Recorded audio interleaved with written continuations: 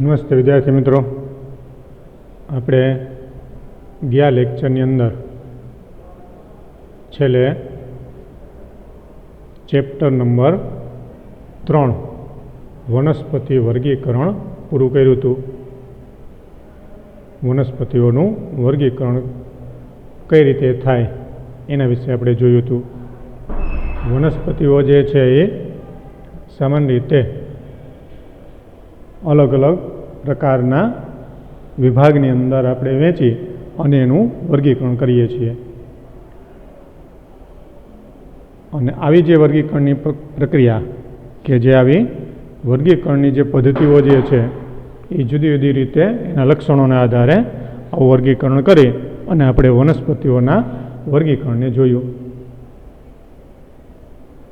એની અંદર આપણે જોયું હતું કે વનસ્પતિઓને અલગ અલગ જૂથની અંદર મૂકવામાં આવે છે, જેમાં ખાસ કરીને લીલ, પછી દ્વિઅંગી, ત્રિઅંગી, અનાવૃતબીજધારી, આવૃતબીજધારી અને છેલ્લે આપણે વનસ્પતિઓના વર્ગીકરણ માટેનું જે એના ઉપર આધારિત જીવનચક્ર એનું જે હોય એ જીવનચક્ર પણ આપણે જોયું. હવે એ જ રીતે પ્રાણીઓનું વર્ગીકરણ, જેમ આપણે વનસ્પતિઓનું વર્ગીકરણ કરીએ એમ પ્રાણીઓનું વર્ગીકરણ. તો વનસ્પતિની જેમ જ જુદા જુદા પ્રકારના પ્રાણીઓનું પણ વર્ગીકરણ છે એ કરવામાં આવે છે. આવા પ્રાણીઓના વર્ગીકરણની જે પ્રક્રિયા છે એની અંદર પણ અલગ અલગ લક્ષણોના આધારે પ્રાણીઓનું વર્ગીકરણ છે કરવામાં આવેલું છે. જેમ આપણે વનસ્પતિ વર્ગીકરણ જોઈ ગયા એમ પ્રાણીઓની અંદર જોવા મળતું વર્ગીકરણ. તો આ બધા જ પ્રકારના સજીવોનું જે વર્ગીકરણ છે એ આમ જોઈએ તો સામાન્ય રીતે થોડુંક યાદ રાખવા માટે મહેનત કરવી પડે એવું છે. પ્રાણી વર્ગીકરણ પ્રમાણમાં ઘણું બધું સહેલું છે, પણ વનસ્પતિ વર્ગીકરણ જે છે એની અંદર થોડાક અઘરા વધારે શબ્દો આવશે, પ્રાણી વર્ગીકરણમાં ઓછા આવશે. પણ આવું જે વર્ગીકરણ છે એને આપણે વ્યવસ્થિત રીતે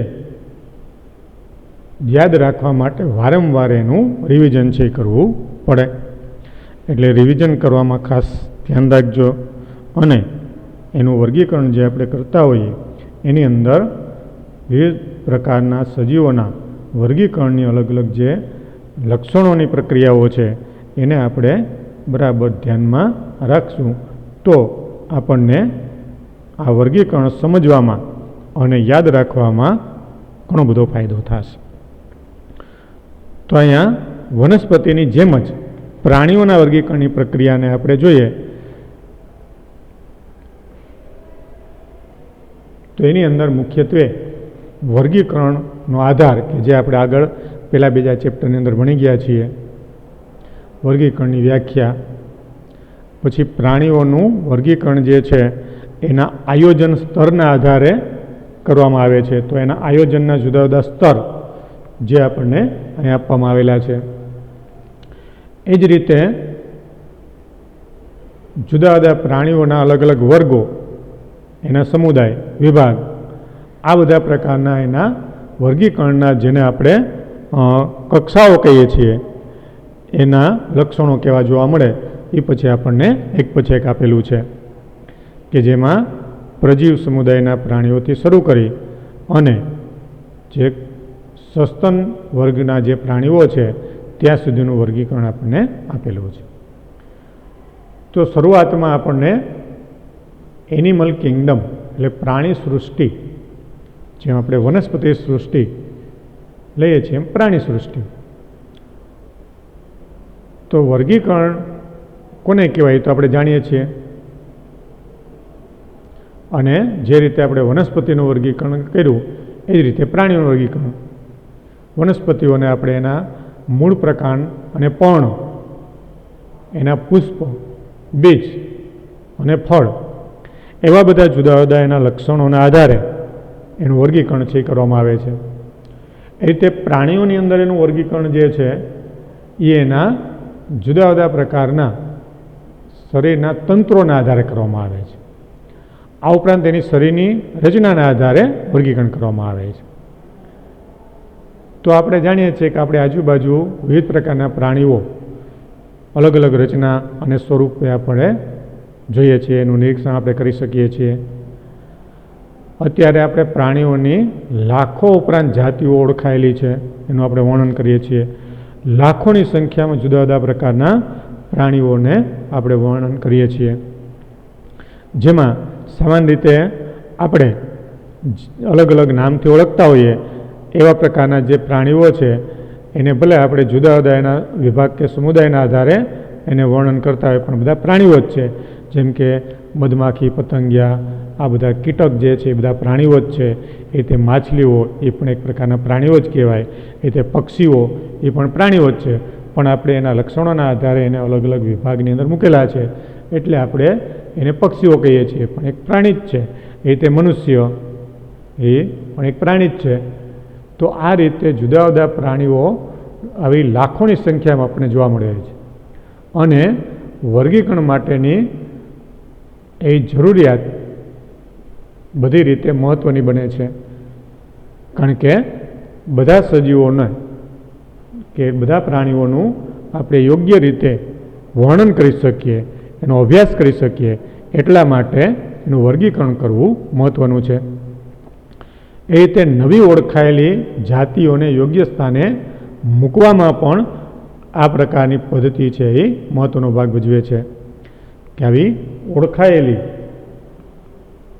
હોય એવી જાતિઓનું તો આપણે વર્ગીકરણ કરીએ જ છીએ, પણ નવી જે જાતિઓ ઓળખાયેલી હોય એને આપણે યોગ્ય જગ્યાએ મૂકવી હોય, વર્ગીકરણની અંદર યોગ્ય સ્થાને આપણે મૂકવી હોય, તો આપણે વર્ગીકરણની અંદર એને યોગ્ય સ્થાને પણ મૂકી શકીએ. હવે પ્રાણીઓનું વર્ગીકરણ કરવા માટે કયા પ્રકારનો આધાર લેવામાં આવે છે? પ્રાણીઓનું આપણે વર્ગીકરણ કરવું હોય તો પ્રાણીઓનું વર્ગીકરણ કરવા માટે આપણે કયો આધાર લઈ શકીએ? તો અહીંયા પ્રાણીઓના વર્ગીકરણ માટેનો આધાર, એના આધારો બેઝિસ ઓફ ક્લાસિફિકેશન, વર્ગીકરણ એટલે આપણે જાણીએ છીએ ક્લાસિફિકેશન. તો વનસ્પતિના વર્ગીકરણના આધાર તરીકે આપણે શું લેતા હતા? તો કે ખાસ કરીને આવી વનસ્પતિઓ જે છે એના મુખ્ય લક્ષણો, મૂળ, પ્રકાંડ, પર્ણ, પુષ્પ, બીજ, ફળ, આવા લક્ષણોના આધારે એનું વર્ગીકરણ કરવામાં આવેલું છે. જ્યારે પ્રાણીઓની અંદર આવું વર્ગીકરણ છે એ પ્રાણીઓની રચના અને એના સ્વરૂપનો તફાવત, આ ઉપરાંત કોષોની ગોઠવણી, એની દૈહિક સમમિતિ એટલે કે એના શરીરની રચના, એની ગોઠવણી, એના દેહ કોષની પ્રકૃતિ એટલે કે શરીરનું જે પોલાણું હોય એને આપણે દેહ કોષ કહીએ છીએ, જેને આપણે શરીર ગુહા કહીએ છીએ. દેહ કોષ એટલે શરીર ગુહા. શરીર ગુહા કેવા પ્રકારની છે? પછી એની અંદર પાચનની રીતો, પાચનની ક્રિયા કઈ રીતે થાય? કેટલાક સજીવોની અંદર પાચન તંત્ર ન હોય, અમીબા છે, પેરામિસિયમ જેવા એકકોષી સજીવો છે, પછી વાદળી જેવા સછિદ્ર સમુદાયના પ્રાણીઓ છે, તો એની અંદર પાચન તંત્ર ન હોય. ઉચ્ચ કક્ષાના બધા પ્રાણીઓની અંદર પાચન તંત્ર જોવા મળે, તો આવી પાચનની અલગ અલગ રીતે એની અંદર જોવા મળે. પછી એની અંદર પરિવહન તંત્ર, પ્રજનન તંત્ર, આ બધા પ્રકારના પાયાના લક્ષણો. પરિવહન તંત્ર એટલે કે જેને આપણે રુધિર પરિવહન તંત્ર કહીએ છીએ, જેમાં આપણને અલગ અલગ પ્રકારના પરિવહનની પ્રક્રિયા અલગ અલગ પ્રાણીઓની અંદર જોવા મળે. પ્રજનન તંત્રો, જુદા જુદા પ્રાણીઓની અંદર પ્રજનનની ક્રિયા, લિંગી પ્રજનન, અલિંગી પ્રજનન, આવા પ્રજનનની ક્રિયા સાથે સંકળાયેલા જુદા જુદા પ્રજનન કોષો જે છે એ કઈ રીતે ઉત્પન્ન થાય પ્રજનનના તંત્રોની અંદર. પછી આપણે બીજા પણ કેટલાક લક્ષણો લઈ શકીએ, બાહ્ય ફલન, અંતઃફલન, બાહ્ય ગર્ભ વિકાસ, અંતઃગર્ભ વિકાસ, આ બધા પ્રકારના પાયાના લક્ષણો. ઉપરાંત સ્વતંત્ર સજીવોના સંબંધમાં એકરૂપ લક્ષણો હોય, એટલે કે સરખા લક્ષણો હોય એવા પ્રકારના લક્ષણો. આવી બધી માહિતીને ધ્યાનમાં રાખીને વર્ગીકરણ કરવામાં આવે. આ ઉપરાંત પ્રાણી વર્ગીકરણના આધાર તરીકે અને તેમાંના કેટલાકની અહીં ચર્ચા કરવામાં આવી છે કે આવા લક્ષણોનો ઉપયોગ જે છે એ કરી અને એનું વર્ગીકરણ કઈ રીતે કરવામાં આવે છે એનો અહીંયા ચર્ચા છે આપણને કરીએ છીએ. તો આ રીતે જુદા જુદા પ્રકારના સજીવોની અંદર વર્ગીકરણના જુદા જુદા આધારને આપણે લઈએ છીએ. વનસ્પતિની અંદર જેમ એના જુદા જુદા મૂળ, પ્રકાર, પર્ણ, પુષ્પ, બીજ, ફળ આ પ્રકારના આધારોને આધારે આપણે વર્ગીકરણ કર્યું છે, એમ પ્રાણીઓની અંદર પણ એની અંદર એની રચના, એનું સ્વરૂપ, કોષોની ગોઠવણી, એની દૈહિક સંમિતિ, દેહકોષની પ્રકૃતિ, પાચનની રીત, પરિવહનની ક્રિયા, પ્રજનન તંત્ર અને એના પ્રકાર, જુદા જુદા આવા બધા પાયાના લક્ષણોને આપણે લઈ એમાં જોવા મળતા સરખા કે અલગ લક્ષણોને ધ્યાનમાં રાખી અને જુદી જુદી રીતે આપણે વર્ગીકરણ છે એ કરેલું છે. હવે આવા પ્રકારના વર્ગીકરણની અંદર મુખ્ય બાબત છે એનું આયોજન સ્તર, લેવલ ઓફ ઓર્ગેનાઇઝેશન. આયોજન સ્તર, ઓર્ગેનાઇઝેશન, આયોજનના સ્તર એટલે કે એના શરીરનું આયોજન કઈ રીતે થયેલું છે, શરીરની રચના કઈ રીતે બનેલી છે, એના આધારે આપણે એનું વર્ગીકરણ છે એ કરી શકીએ.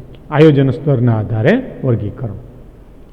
તો પ્રાણી સૃષ્ટિના દરેક જે સજીવો છે એ બહુકોષી છે, છતાં એમાંના બધા જ પ્રાણીઓ કોષોના આયોજનની સરખી રીતો પ્રદર્શિત કરતા નથી.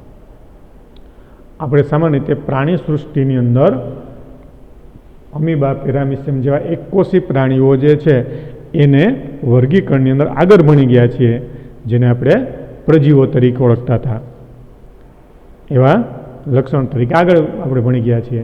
એટલે અહીંયા પ્રજીવ સિવાયના બધા જ પ્રાણીઓ છે કેવા છે તો કે જે બહુકોષી છે. પ્રાણી સૃષ્ટિના દરેક સભ્યો બહુકોષી છે, છતાં પણ પ્રાણી કોષોના આયોજનની સરખી રીતે એ પ્રદર્શિત થતી નથી. આયોજનની રીત છે કે આયોજનની જે આયોજન એટલે કે એનું જે શરીરની ગોઠવણી જે છે એ આપણને એક સરખી રીતે જોવા મળતી નથી. જેનું અહીં આપણને એક ઉદાહરણ આપેલું છે. દાખલા તરીકે સછિદ્ર સમુદાયના પ્રાણીઓ કે જેમાં અલગ અલગ પ્રકારની વાદળીઓ આવે, તો આવા સછિદ્ર સમુદાયના પ્રાણીઓમાં કોષો શિથિલ રીતે ગોઠવાયેલા છે. એટલે કે કોષો ભેગા મળી અને કોઈ પેશીઓ જેવી રચના બનાવતા નથી. કોષો શિથિલ રીતે ગોઠવાયેલા છે. એટલે લૂઝ સેલ એરેન્જમેન્ટ એની અંદર જોવા મળે છે. શિથિલ રીતે ગોઠવાયેલા કોષોની ગોઠવણી આપણને જોવા મળે. એમાં લૂઝ સેલ એરેન્જમેન્ટ એટલે કાર્યની દ્રષ્ટિએ એક કોષી છે, ભલે રચનાની દ્રષ્ટિએ બહુકોષી સ્વરૂપે આપણે જોવા મળે છે, પણ કાર્યની દ્રષ્ટિએ એમાં શિથિલ ગોઠવણી દર્શાવે. એટલે આવા જે સજીવો છે કાર્યની દ્રષ્ટિએ એકબીજા સાથે જોડાયેલા નથી. એટલે કે દરેક કોષો જે છે એ સછિદ્ર સમુદાયની અંદર સ્વતંત્ર રીતે જ કાર્ય કરે છે, એટલે એકબીજા સાથે કાર્યની દ્રષ્ટિએ જોડાયેલા નથી. એટલે આપણે એનું આયોજન જે સ્તર છે એ કોષીય સ્તરના આયોજન સ્વરૂપે પ્રદર્શિત કરીએ છીએ. એટલે આવા સછિદ્ર સમુદાયના પ્રાણીઓનું જે સ્તરીય આયોજન છે એ કોષી સ્તરનું છે, જેને સેલ્યુલર લેવલ તરીકે ઓળખવામાં આવે. કોષીય સ્તરનું આયોજન. એમાં કોષો જે છે એ એકબીજા સાથે જોડાયેલા છે, બહુકોષી છે, પણ સ્વતંત્ર રીતે કામ કરે છે, શિથિલ રીતે ગોઠવાયેલા છે. કોષો વચ્ચે ઘણી વખત જગ્યાઓ પણ વધારે આવેલી હોય, એટલે આપણે એને કોષીય સ્તરના આયોજન તરીકે ઓળખીએ. બીજા અર્થમાં આપણે કહીએ તો કોષો ભેગા મળી અને પેશીઓ બનતી નથી. એ જ રીતે કોષો વચ્ચે કાર્યની દ્રષ્ટિએ કેટલાક વિભાજનો થાય છે. એમાં કોષોની વચ્ચે કાર્યની દ્રષ્ટિએ વિભાજનો જોવા મળે છે. કોષ્ઠાંતરી સમુદાયના કોષોની ગોઠવણી વધુ જટિલ છે. એટલે સછિદ્ર પછીનો બીજો સમુદાય આવશે કોષ્ઠાંતરી સમુદાય. તો આવા કોષ્ઠાંતરી સમુદાયના જે પ્રાણીઓ છે એમાં કોષોની ગોઠવણી વધુ જટિલ છે. અહીં સમાન કાર્ય ધરાવતા કોષો ભેગા મળી અને પેશીઓની રચના બનાવે છે. એટલે એમાં પેશીઓ નિર્માણ થયેલી છે. કોષ્ઠાંતરી સમુદાયના પ્રાણીઓમાં કોષો જટિલ રીતે ગોઠવાય અને સમાન કાર્ય ધરાવતા કોષો ભેગા મળી અને પેશીઓ બનાવે છે. આથી આ પ્રકારના આયોજનને આપણે પેશી સ્તરીય આયોજન કહીએ છીએ. એટલે સછિદ્ર સમુદાયના પ્રાણીઓમાં પેશીઓ નથી, ખાલી કોષોની રચના જ છે. એટલે એને કોષ સ્તરીય આયોજન કહેવાય, તો કોષીય સ્તરીય આયોજન કહેવાય. કોષ્ઠાંતરી સમુદાયના પ્રાણીઓની અંદર કોષો ભેગા મળી અને પેશીઓની રચના બનેલી છે. એટલે એની અંદર પેશી સ્તરીય આયોજન જોવા મળે છે. એ જ રીતે એના કરતાં ઉચ્ચ કક્ષાના જે આયોજનના સ્તર લઈએ, ઉચ્ચ પ્રકારના સ્તરોનું આયોજન આપણે જોઈએ તો પૃથુકૃમિ અને બીજા ઉચ્ચ બધા સમુદાયના જે સભ્યો છે એમાં પેશીઓ ભેગી મળી અને અંગોની રચના બને છે. જેમ કે પૃથુકૃમિ સમુદાયના પ્રાણીઓની અંદર અને એના પછીના બીજા જે સમુદાય છે એની અંદર પેશીઓ ભેગી મળીને અંગોની રચના બને. એટલે આપણે એને અંગ સ્તરીય આયોજન એટલે કે જેને ઓર્ગન લેવલ ઓર્ગેનાઇઝેશન તરીકે ઓળખી શકાય. એટલે કોષીય સ્તરીય આયોજન જેને સેલ્યુલર લેવલ કહેવાય, સેલ્યુલર લેવલ ઓર્ગેનાઇઝેશન. પેશી સ્તરીય આયોજન જેને ટીસ્યુ લેવલ ઓર્ગેનાઇઝેશન તરીકે આપણે ઓળખી શકીએ. અને પેશીઓ ભેગી મળી અને પછી અંગોની રચના બનતી હોય તો આપણે એને અંગ સ્તરીય આયોજન તરીકે ઓળખી શકીએ. આવું અંગ સ્તરીય આયોજન આપણને પૃથુકૃમિ અને ત્યાર પછીના બધા સજીવોની અંદર જોવા મળે છે. હવે આવા પ્રકારના જે આયોજન સ્તર છે એમાં આગળ જો આપણે આવી આયોજન સ્તરની રચનાને જોઈએ તો એની અંદર મુખ્યત્વે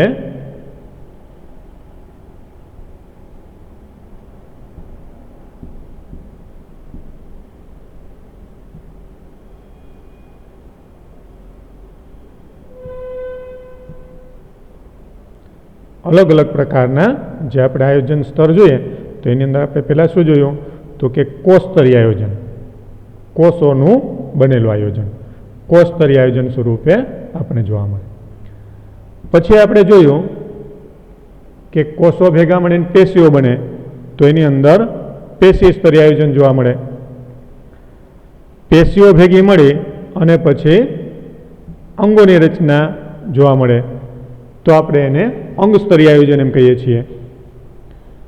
એને આપણે અંગ સ્તરીય આયોજન કહીએ છીએ.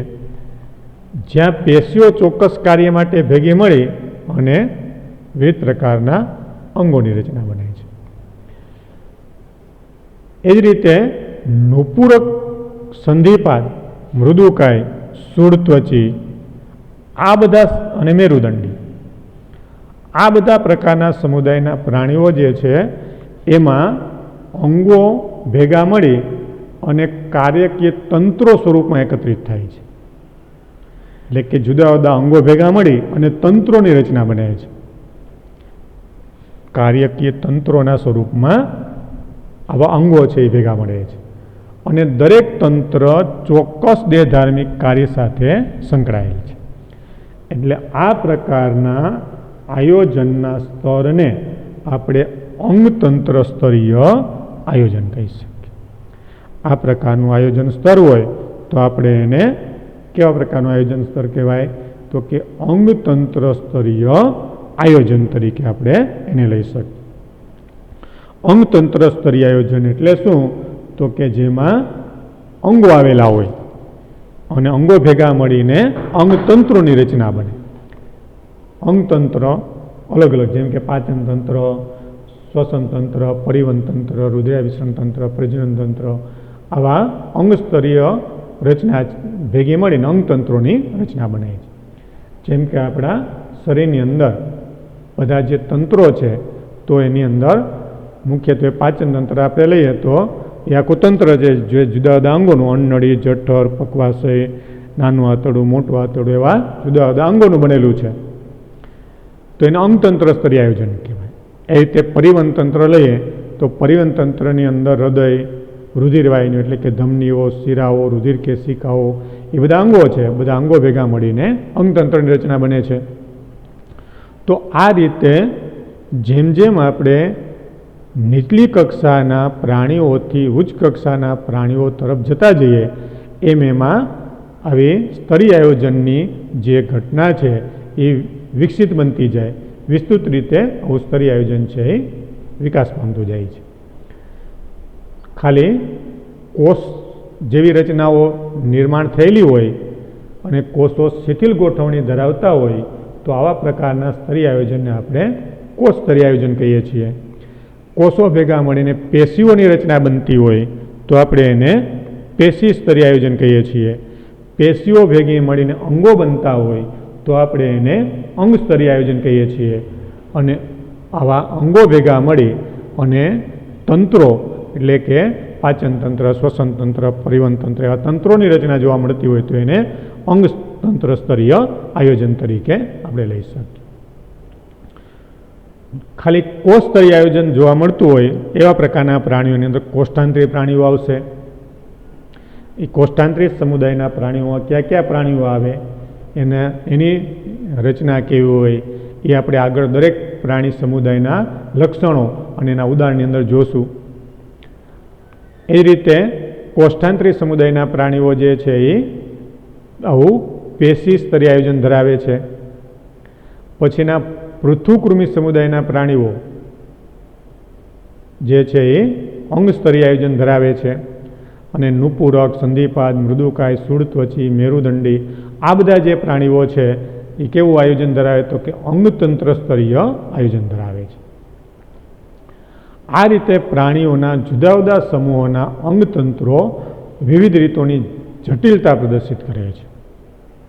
પ્રાણીઓમાં જુદા જુદા સમૂહની અંદર આપણે એના અંગતંત્રોની જે રચના લઈએ તો અંગતંત્રોની અંદર પણ આપણને જટિલતા નિર્માણ થયેલી જોવા મળે છે. અને આવી જે અંગતંત્રોની જે જટિલતા છે એ કેવા પ્રકારની જોવા મળે એના અહીંયા આપણને પાચન તંત્ર અને પરિવહન તંત્ર એમ બે તંત્ર દ્વારા આપણને એની સમજૂતી છે આપેલી છે. પાચન તંત્ર અને પરિવહન તંત્ર, આ બે તંત્ર દ્વારા આપણને એની સમજૂતી આપેલી છે.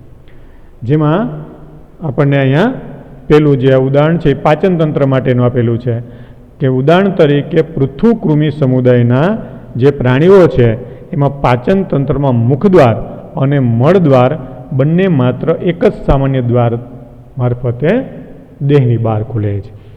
એટલે કે આ પ્રકારના જે પૃથુકૃમિ સમુદાયના પ્રાણીઓ છે એની અંદર એનું પાચન તંત્ર છે અપૂર્ણ પ્રકારનું પાચન તંત્ર કહેવાય. પાચન તંત્ર કેવું કહેવાય? અપૂર્ણ પાચન તંત્ર કહેવાય. અપૂર્ણ પાચન તંત્ર એટલે શું તો કે આવા પ્રકારના જે પ્રાણીઓ છે એની અંદર મુખદ્વાર આવેલું હોય પણ મળદ્વાર સ્વતંત્ર રીતે ખુલતું નથી. મુખદ્વાર એ જ એનું મળદ્વાર, એટલે કે એક અગ્ર બાજુએ મુખદ્વાર આવેલું હોય, પશ્વ બાજુએ મળદ્વાર આવેલું હોતું નથી. એટલે મુખદ્વાર દ્વારા ખોરાક ગ્રહણ કરી શકે અને નકામાં મળ સ્વરૂપના જે પદાર્થો હોય એનો નિકાલ પણ મુખદ્વાર દ્વારા જ થાય. એટલે આવા પ્રકારના પ્રાણીઓને મુખદ્વાર અને મળદ્વાર એમ પાચન તંત્રની અંદર બે અલગ અલગ છિદ્રો છે આવેલા હોતા નથી. એટલે એને અપૂર્ણ પાચન તંત્ર કહેવાય. જ્યારે સંપૂર્ણ પાચન તંત્રમાં મુખદ્વાર અને મળદ્વાર આ બંને દ્વાર જે છે એ અલગ અલગ ખુલતા હોય છે. મુખદ્વાર અને મળદ્વાર છે એ અલગ અલગ ખુલતા હોય. જે પૃથુકૃમિ પછીના જે બધા પ્રાણીઓ છે એની અંદર પૃથુકૃમિ પછી સૂત્રકૃમિ, નુપુરક, સંધિપાદ આ બધા પ્રાણીઓ આવશે. તો આ બધા પ્રાણીઓની અંદર મુખદ્વાર અને મળદ્વાર છે એ અલગ અલગ હોય. અગ્ર બાજુએ મુખદ્વાર હોય અને પશ્વ બાજુએ મળદ્વાર હોય. આવા બંને અલગ અલગ દ્વાર છે, અલગ અલગ છિદ્રો દ્વારા શરીરની બહાર ખુલે એટલે આવા પાચન તંત્રને સંપૂર્ણ પાચન તંત્ર કહેવાય. એટલે આમ તંત્રના આયોજનની દ્રષ્ટિએ, અંગતંત્ર સ્તરીય આયોજનની દ્રષ્ટિએ પણ આપણને આ વિવિધતા જોવા મળતી હોય. જેમાં પેલું ઉદાહરણ આપણને આપ્યું છે પાચન તંત્રનું. પૃથુકૃમિ સમુદાયના પ્રાણીઓની અંદર આપણને અપૂર્ણ પાચન તંત્ર જોવા મળે. એટલે કે એની અંદર મુખદ્વાર અને મળદ્વાર અલગ અલગ ન હોય, પણ એક જ જગ્યાએ આવા મુખદ્વાર અને મળદ્વાર છે એ આવેલા હોય. એ જ રીતે ત્યાર પછીના જે સૂત્રકૃમિથી શરૂ કરીને આગળના બધા જ પ્રાણીઓની અંદર મુખદ્વાર અને મળદ્વાર જે છે એ આપણને અલગ અલગ છિદ્ર દ્વારા ખુલતા જોવા મળતા હોય. એટલે એની અંદર સંપૂર્ણ પાચન માર્ગ છે એ આવેલો હોય. આ રીતે અંગતંત્ર સ્તરીય આયોજનની અંદર પણ આવા અંગતંત્રોની રચનામાં ફેરફાર જોવા મળે. એ જ રીતે ખુલ્લું પરિવહન તંત્ર અને બંધ પરિવહન તંત્ર. આમ પરિવહન તંત્ર જે છે એ પણ આવા પ્રાણીઓની અંદર આપણને બે પ્રકારનું જોવા મળે, ખુલ્લું અને બંધ પરિવહન તંત્ર. એટલે કે પરિવહન તંત્રની અંદર મુખ્યત્વે આપણે એને રુધિરાભિસરણ તંત્ર કહીએ છીએ. તો આવું રુધિરાભિસરણ તંત્ર જે છે એ આપણને બે પ્રકારનું જોવા મળે, એક ખુલ્લા પ્રકારનું અને બીજું બંધ પ્રકારનું પરિવહન તંત્ર. તો આવા ખુલ્લા પ્રકારના અને બંધ પ્રકારના પરિવહન તંત્રની અંદર કેવા પ્રકારનું પરિવહન તંત્ર આપણને જોવા મળશે? તો જે આપણને આગળ હવે આપેલું છે કે ખુલ્લું અને બંધ પરિવહન તંત્ર. તો ખુલ્લું પરિવહન તંત્ર અને બંધ પરિવહન તંત્ર આપણે કોને કહીએ? ખુલ્લું પરિવહન તંત્ર અને બંધ પરિવહન તંત્ર કોને કહેવાય? પરિવહન તંત્ર એટલે રુધિરાભિસરણ તંત્ર. રુધિરાભિસરણ તંત્ર અને બીજું લસિકા પરિવહન તંત્ર પણ આવે, પણ અહીંયા આપણે ફક્ત પરિવહન તંત્રમાં રુધિરાભિસરણ તંત્ર વિશે જ આપણને આપ્યું છે.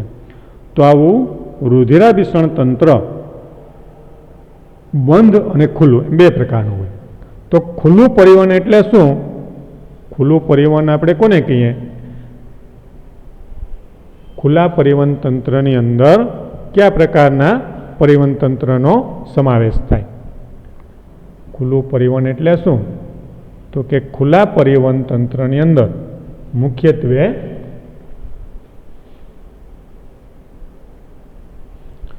રુધિર હૃદયની બહાર ધકેલવામાં આવે છે અને કોષો અને પેશીઓ તેમાં તરબોળ એટલે કે તરબતર આવેલા હોય. રુધિર હૃદયની બહાર ધકેલવામાં આવે અને કોષો અને પેશીઓ એમાં તરબોળ એટલે કે તરબતર આવેલા હોય. એટલે કે ખુલ્લા પરિવહન તંત્રની અંદર ઓપન ટાઈપ સર્ક્યુલેટરી સિસ્ટમની અંદર આપણને હૃદય સાથે સંકળાયેલી જે રુધિર વાહિનીઓ હોય એ વિકસિત હોતી નથી. એમાં રુધિર વાહિનીઓ વિકસિત હોતી નથી. એટલે રુધિર જે છે એ હૃદય દ્વારા એની જેને આપણે દેહકોષ અથવા શરીર ગુહા કહીએ છીએ એ દેહકોષ અથવા તો શરીર ગુહાની અંદર પ્રવેશ કરે અને ત્યાંથી પાછું હૃદયમાં આવે. તો એને ખુલ્લું પરિવહન કહેવાય. જેમાં હૃદય જે છે એ પ્રાથમિક પ્રકારનું હોય અને એમાંથી રુધિરનું પરિવહન કરતી રુધિર વાહિનીઓનો અભાવ જોવા મળે. અને જો રુધિર વાહિનીઓ હોય તો પણ અલ્પ વિકસિત હોય. એટલે એનું આખું જે શરીર છે એ રુધિરથી ભરેલું હોય.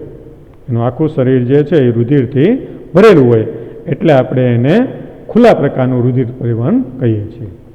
અહીં આપણે એના ઉદાહરણ નથી આપ્યા, પણ આગળ એના ઉદાહરણ આવશે. જેમાં ખુલ્લું પરિવહન હોય એવા પ્રકારના પ્રાણીઓની અંદર ખાસ કરીને સંધિપાદ સમુદાયના જે પ્રાણીઓ છે એ આવું ખુલ્લું પરિવહન દર્શાવે છે. એના ઉદાહરણ તરીકે કયા પ્રાણીઓ આવશે? તો કે સંધિપાદ સમુદાયના પ્રાણીઓ. ખુલ્લા પરિવહન તંત્રમાં ઉદાહરણ તરીકે સંધિપાદ સમુદાયના જે પ્રાણીઓ છે એ આવું ખુલ્લું પરિવહન દર્શાવે. સંધિપાદ પ્રાણીઓ. એ જ રીતે બંધ પરિવહન કોને કહેવાય? તો કે બંધ પરિવહનની અંદર રુધિર વિવિધ વ્યાસ એટલે કે વેહ ધરાવતી વાહિનીઓના પરિપથ દ્વારા પરિવહન થાય છે. એટલે કે એમાં ધમનીઓ અને શિરાઓ તથા વાહિકાઓ એટલે કે રુધિર કેશિકાઓ વિકસિત હોય. એટલે રુધિરનું પરિવહન કરવા માટે આવા પ્રકારના બંધ પરિવહનની અંદર હૃદય ઉપરાંત ધમની અને શિરાઓ એની સાથે જોડાયેલી હોય. ધમનીઓ જે છે એ શરીરના અંગો તરફ રુધિરને લઈ જાય છે અને શિરાઓ જે છે એ રુધિરને અંગોમાંથી હૃદય તરફ લઈ જાય છે. આ રીતે રુધિર છે એ હૃદય અને રુધિર વાહિનીઓમાં જ પરિવહન પામે છે. રુધિર છે એ હૃદય અને રુધિર વાહિનીઓમાંથી ક્યારેય બહાર નીકળતું નથી. જો રુધિર વાહિનીઓને ઈજા થાય તો જ એમાંથી બહાર નીકળે છે, નહીંતર રુધિર છે એમાંથી ક્યારેય બહાર નીકળતું નથી. એટલે આ રીતે ખુલ્લા પરિવહનની અંદર હૃદય આવેલું હોય પણ એની અંદર રુધિર વાહિનીઓ જે છે એ વિકસિત હોતી નથી, અલ્પ વિકસિત હોય અથવા તો અભાવ હોય. જ્યારે બંધ પ્રકારના પરિવહનની અંદર હૃદય અને રુધિર વાહિનીઓ એટલે કે ધમની અને શિરાઓ તથા રુધિર વાહિકાઓ વિકસિત હોય અને એના દ્વારા રુધિરનું પરિવહન છે એ થતું હોય છે. તો આ રીતે આવા સ્તરીય આયોજનને આધારે આપણે અંગતંત્ર સ્તરીય આયોજનમાં જેમ આપણે પાચન તંત્ર અને પરિવહન તંત્ર એમ બે આવા તંત્રોના ઉદાહરણ આપેલા છે, એમ અન્ય તંત્રોની અંદર પણ આવા એના વિકાસની અંદર ફેરફાર આપણે જોવા મળે. અન્ય બધા જે તંત્રો છે, શ્વસન તંત્ર, પછી પ્રજનન તંત્ર, એવા ચેતાતંત્ર, આ બધા જે તંત્રો છે એની અંદર પણ આવા સ્તરીય આયોજનના આધારે અલગ અલગ રીતે આપણને આ ફેરફારો છે એ જોવા મળે. તો આ રીતે આવું અંગતંત્ર સ્તરીય આયોજન છે એ આપણે જોવા મળે છે. તો આપણે જોયું કે ફક્ત કોષોની બનેલી રચનાઓ અને કોષો શિથિલ ગોઠવણી ધરાવતા હોય તો એને કોષસ્તરીય આયોજન કહેવાય. કોષો ભેગા મળીને પેશીઓ બનતી હોય તો એને આપણે પેશી સ્તરીય આયોજન કહીએ. કોષસ્તરીય આયોજનમાં કોષાંત આપણે સછિદ્ર સમુદાયના પ્રાણી આવશે. પેશી સ્તરીય આયોજનમાં કોષ્ઠાંતરી સમુદાયના પ્રાણી આવશે. પેશીઓ ભેગી મળીને અંગની રચના ધરાવતા હોય તો આપણે એને અંગ સ્તરીય આયોજન કહેવાય. અને અંગો ભેગા મળીને અંગતંત્રોની રચના બનાવતા હોય તો આપણે એને અંગતંત્ર સ્તરીય આયોજન તરીકે ઓળખી શકીએ. બધા જ જે ઉચ્ચ કક્ષાના પ્રાણીઓ છે, ખાસ કરીને નુપુરક સમુદાયથી શરૂ કરી અને આમ તો પૃથુકૃમિ સમુદાયમાંથી જ અંગતંત્રોની રચના પ્રાથમિક પ્રકારની તો શરૂ થઈ જાય. ત્યાંથી છેક મેરુદંડી સમુદાય સુધીના પ્રાણીઓ બધા અંગતંત્ર સ્તરીય આયોજન ધરાવે. પણ અંગતંત્રોની અંદર પણ આપણે વિવિધતા જોવા મળે, જેના ઉદાહરણ તરીકે આપણે પાચન તંત્ર અને પરિવહન તંત્ર આમ બે તંત્રો છે આપણે જોઈ ગયા કે જેની અંદર વિકસિત આવું અંગતંત્રોનું આયોજન છે જોવા મળતું હોય. એ રીતે પાચન તંત્રની અંદર આપણને બંધ પ્રકારનું અને અપૂર્ણ અને સંપૂર્ણ પાચન તંત્ર. અપૂર્ણ પાચન તંત્ર જે છે એ આપણને પૃથુકૃમિ સમુદાય જેવા નીચલી કક્ષાના પ્રાણીઓની અંદર જોવા મળે, જ્યારે સંપૂર્ણ પાચન તંત્ર છે આપણે ત્યાર પછીના બધા જ મેરુદંડી સુધીના પ્રાણીઓની અંદર જોવા મળે છે. એ જ રીતે ખુલ્લું પરિવહન અને બંધ પરિવહન. ખુલ્લું પરિવહન છે આપણે સંધિપાત સમુદાય જેવા પ્રાણીઓની અંદર જોવા મળે. આ ઉપરાંત અન્ય કેટલાક પ્રાણીઓની અંદર પણ જોવા મળે, પણ આખા સમુદાયની અંદર જોવા નથી મળતું. સંધિપાત સમુદાયની અંદર તો આખા સમુદાયની અંદર જોવા મળે અને બાકીના મોટા ભાગના જે બધા પ્રાણીઓ છે એની અંદર આપણને બંધ પરિવહન તંત્ર જોવા મળે છે. ખુલ્લા પરિવહનની અંદર હૃદય આવેલું હોય પણ એમાંથી રુધિરનું પરિવહન કરવા માટે રુધિર વાહિનીઓ અલ્પ વિકસિત અથવા અભાવ જોવા મળે, જ્યારે બંધ પરિવહનની અંદર રુધિર છે એ હૃદય, ધમનીઓ અને રુધિર વાહિનીઓની અંદર જ વહન પામે છે. તો આ રીતે આ સ્તરીય આયોજન જોવા મળે. એ જ રીતે સમમિતિના આધારે આવું આયોજન છે કઈ રીતે જોવા મળે, જે હવે આપણે નેક્સ્ટ લેક્ચરની અંદર જોઈશું.